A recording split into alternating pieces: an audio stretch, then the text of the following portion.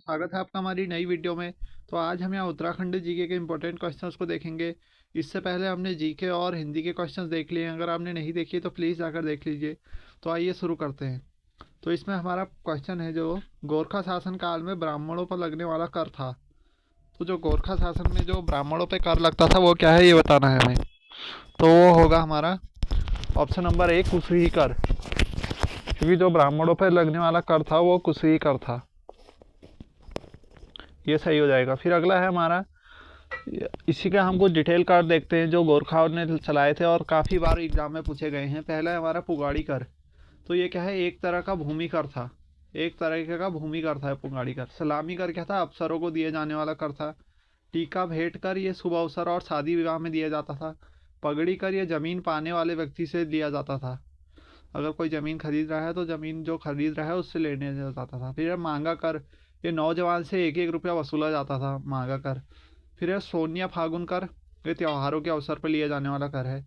मिझारी कर ये शिल्पकारों और जगरिया ब्राह्मणों से लिया जाता था मिझारी कर। फिर है मरो कर, ये पुत्रहीन से लिया जाता था। फिर है बहता कर, ये छुपाई गई संपत्ति पर लिया जाता था। एक और था रहता कर भी है एक। रहता कर किससे लिया जाता था, जो गांव छोड़ के भाग जाता था उससे, या कोई पलायन कर जाता था उससे। फिर अगला है हमारा, निम्नलिखित में से उत्तराखंड का लोक वाद्य यंत्र नहीं है। नहीं है पूछा है। तो ढोल दमाऊ है, हुड़का है, रणसिंगा है, लेकिन जो तानपुरा है ये नहीं है। तो ऑप्शन डी सही होगा इसका। और भी हम कोई मेन मेन देख लेते हैं जो उत्तराखंड के लोक वाद्य यंत्र हैं। जैसे हुड़का है हमारा, डमरू है, थाली है, मसकबीन, तुरही, वैसे तुतरी भी बोलते हैं, और बिनाई, नगाड़ा, गोंग, भकोरा, रणसिंगा और बांसुरी, यह आदि उत्तराखंड के वाद्य यंत्र हैं। फिर अगला हमारा कालसी शिलालेख, ये कहाँ मिला है। कालसी शिला ये हमारे देहरादून में मिला है और ये सम्राट अशोक से संबंधित है। सम्राट अशोक से संबंधित है ये, और इसे जॉन फॉरेस्ट ने खोजा था सबसे पहले। उत्तराखंड में चार धाम परियोजना निम्नलिखित में से किस कार्य से संबंधित है।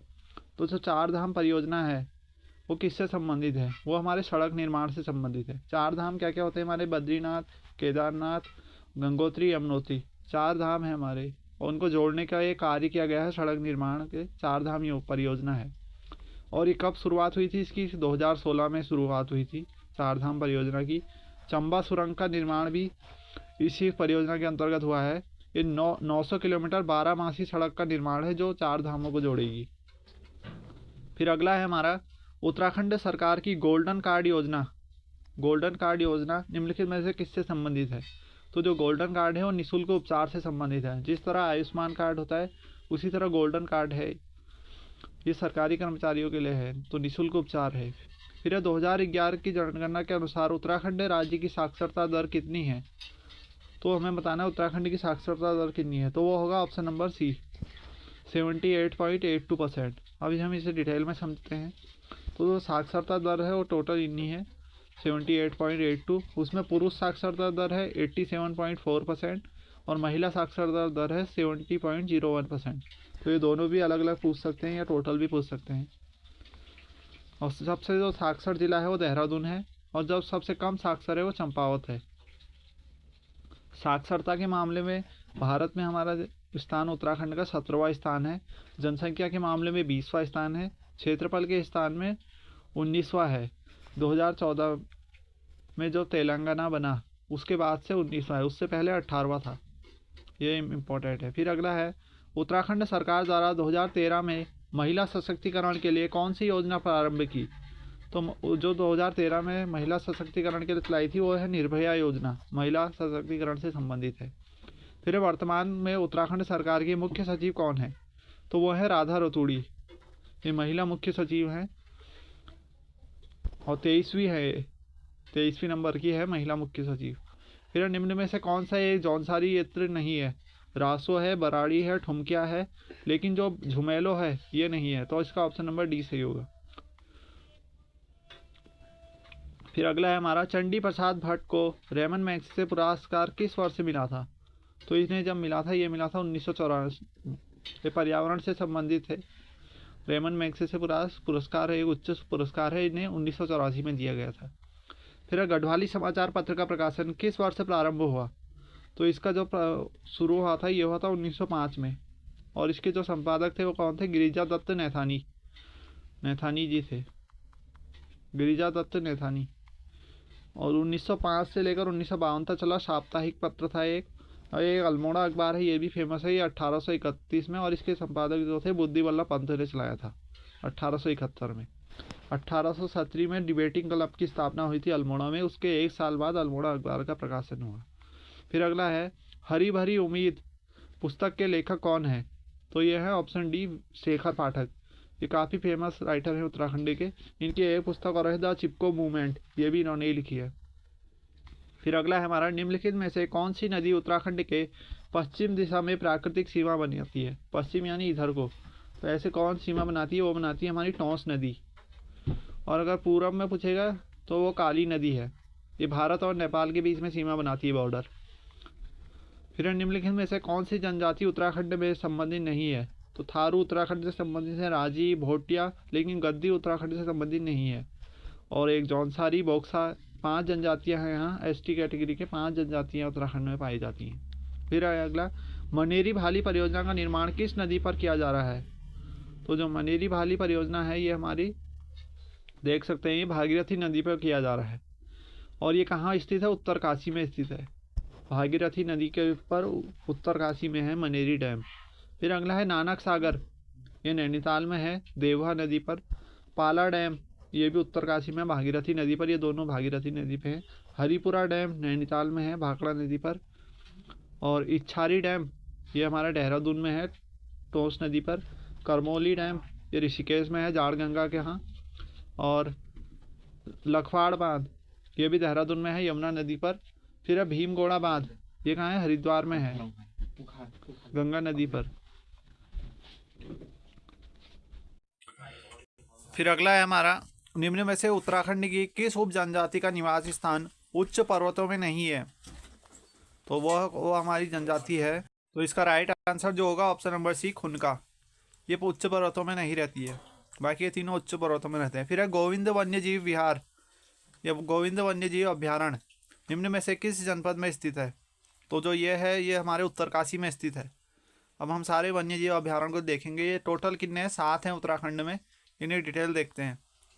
तो ये वाइल्ड लाइफ सेंचुरी है, इन्हें कहते हैं। उत्तराखंड में 7 वन्यजीव अभ्यारण्य हैं, देखा था अभी। तो एक पहला है हमारा गोविंद वन्यजीव अभ्यारण्य, उत्तरकाशी में स्थित है। इसका क्षेत्रफल 485 वर्ग मीटर है और ये सबसे पुराना है। 1 मार्च 1955 को इसकी स्थापना हुई थी। सबसे पुराना वन्यजीव अभ्यारण्य गोविंद वन्यजीव अभ्यारण्य है। फिर है केदारनाथ वन्यजीव विहार, ये 1972 में इसका स्थापना हुई थी और ये कस्तूरी मृग के लिए फेमस है। चमोली प्लस रुद्रप्रयाग के अंतर्गत आता है और क्षेत्रफल इसका 957 वर्ग मीटर है, सबसे बड़ा है ये। और प्रथम कस्तूरी मृग संरक्षण केंद्र है, सबसे बड़ा ये है और सबसे पुराना गोविंद वन्यजीव विहार। फिर है अस्कोट वन्यजीव विहार, सबसे ज़्यादा कस्तूरी मृग यहीं है और ये पिथौरागढ़ में है। 1986 में इसकी स्थापना हुई थी, 600 वर्ग मीटर इसका क्षेत्रफल है। फिर है बिनसर वन्यजीव विहार, या बिनसर वाइल्ड लाइफ सेंचुरी, ये हमारे अल्मोड़ा में है और 1988 में इसकी स्थापना हुई थी। 47 वर्ग मीटर इसका क्षेत्रफल है। फिर अगला हमारा सोना नदी वन्यजीव विहार, ये 1987 में बना था, पौड़ी गढ़वाल में है ये और इसका क्षेत्रफल 301 वर्ग मीटर है।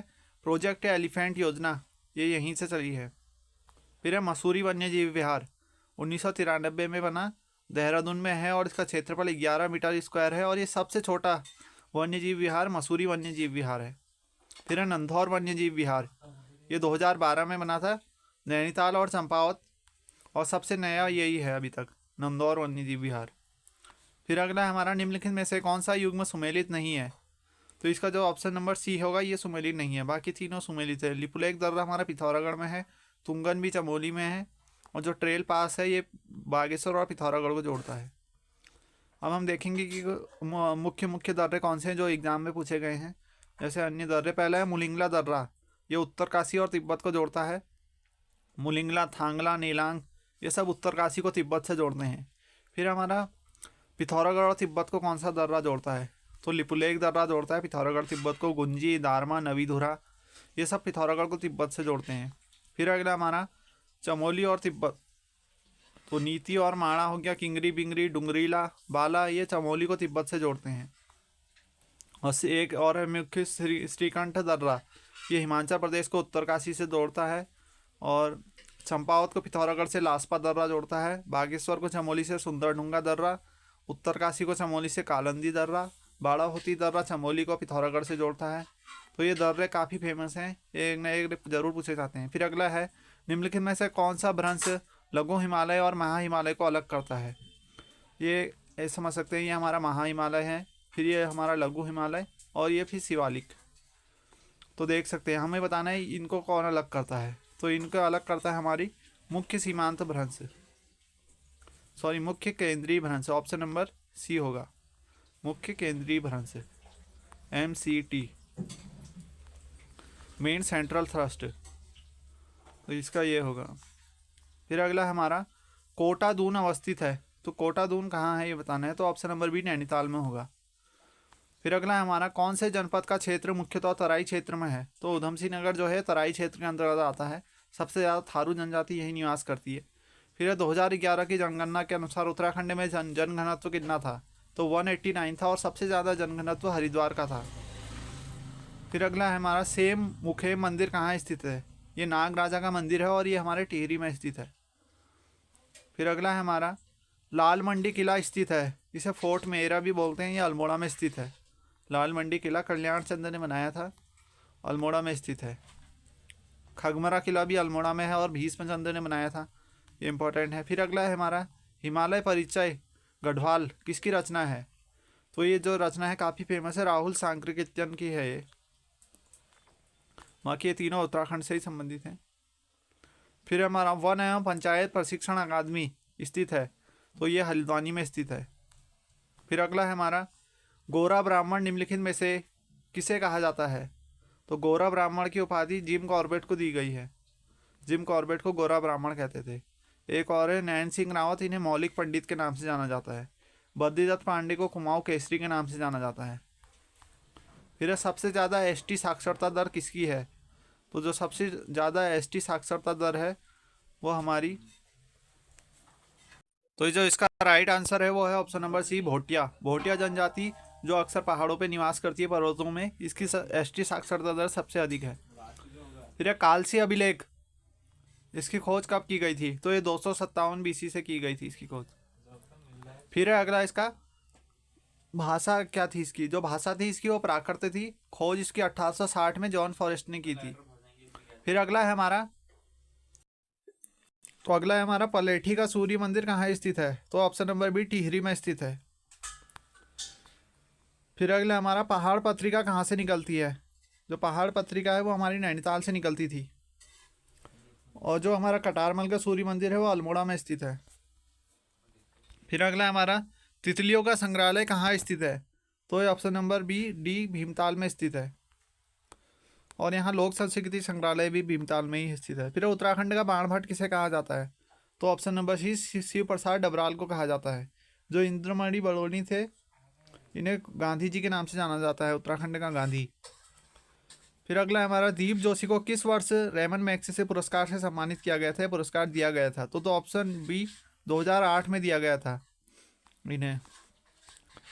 फिर है बिस्सू मेला किस जनजाति से संबंधित है, तो जो बिस्सू मेला है वो जौनसारी से संबंधित है, ये जौनसार भावर क्षेत्र में रहती हैं।